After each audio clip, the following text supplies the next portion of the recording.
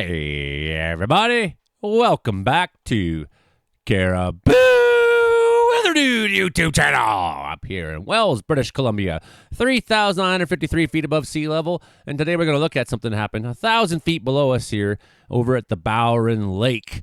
It's still a very mountain-surrounded place, but the Bowron Lake is substantially lower than us here. And it's not unusual for them to lose their ice on the lake in early April, okay?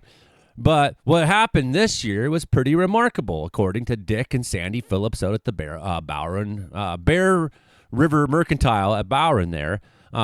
Dick and Sandy used to own this building that I'm living in right now, that I own. So that's kind of the story on that. The ice melted in just 12 hours. We're going to talk about that today, okay? Let's go. There it is. This is bad news. My God. Falling out right now. Anything could happen. Get on! Wow. I'll watch the video later. They dry mopping this. Please hit like, share, and subscribe, and tell a friend. I'd really appreciate if you did that kind of stuff again and again and again. Okay, so the key to understanding this rapid melt that happened there is knowing that it's not just one thing that caused this rapid loss. So with this process would normally take a number of days, sometimes up to a week, to see a lake go from iced over to no ice whatsoever, right? So there's a perfect storm of factors, but the big one is radiative melting. Of course, we all know what that is. That's the sun's power.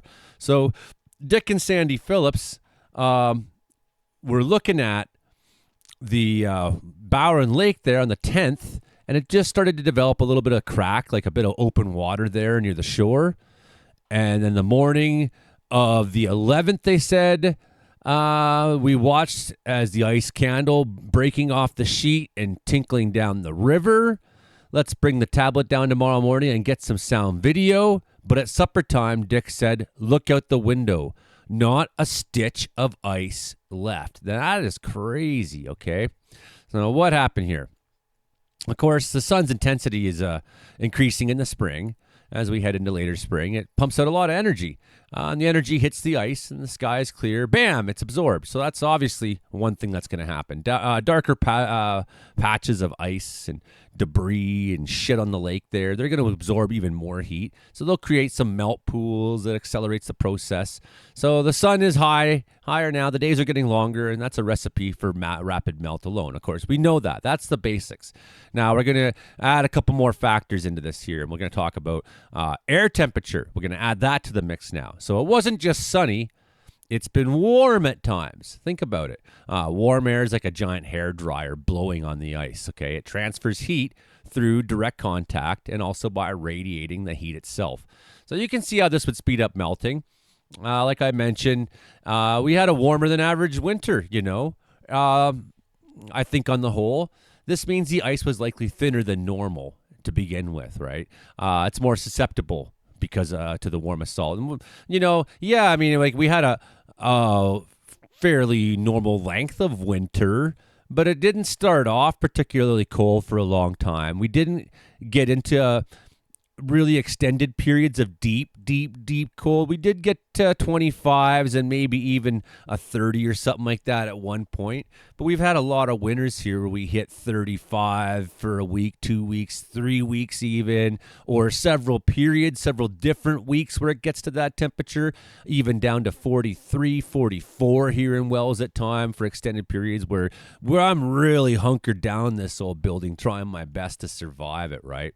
Without that deep cold, well, what happens too is the snow lands on top of the ice, and eventually it does kind of merge into the ice as temperatures fluctuate at times. But that snow gets on the ice early, and it just sort of insulates the ice, first of all, and then you don't have that deep cold for extended periods. That's going to keep adding to the thickness of the ice. So it's not just about the air above the ice then. We're talking the warm water also involved. It plays a crucial role. So the water underneath is warmer than usual. It's melting the ice from below. That's true in shallower areas where currents bring warmer water. Once that initial crack formed there, as it did in the morning of the 11th, the warmer water was able to make direct contact with exponentially more surface area of the ice, and that accelerated the melt as well. And then we'll add the wind. Strong winds create waves, and waves break up the ice fast. This is called wind-driven mechanical breakup. It's like a giant ice pick smashing the ice into smaller pieces. More surface area exposed to the elements means faster melting. Plus, the wind pushes those broken flows into warmer areas of the lake, speeding things up even more. And don't forget, wind increases the rate of heat transfer from the warm air to the ice as well, like that blow dryer effect I was talking about. Well, we also had rainfall in the mix too, of course. And warm rain adds heat directly. It also weakens the ice structure. Imagine pouring warm water on an ice cube. It melts pretty fast, right? That's what rain does to lake ice on a much larger scale. And then let's talk about the ice itself. The thickness and the condition of the ice itself mattered. The ice was thin and weakened. It's going to melt much faster like this was. So we had a warmer than average winter, so the thinning ice was definitely a factor. You got something called candling, where the ice forms these vertical crystals, making it brittle and easy to break. Once that first crack, that initial breach occurred, the rest of the ice was very vulnerable. So we had a perfect storm of warm air, intense sunlight, warmer water, wind, some rain, and thinner weakened ice. It wasn't just one thing. And of course, you could probably add to that climate change. Why were all those factors what they were? Well, because we're on the whole seeing, subtly warmer and warmer winters as we go on each decade. The averages seem to be getting warmer, and we know why.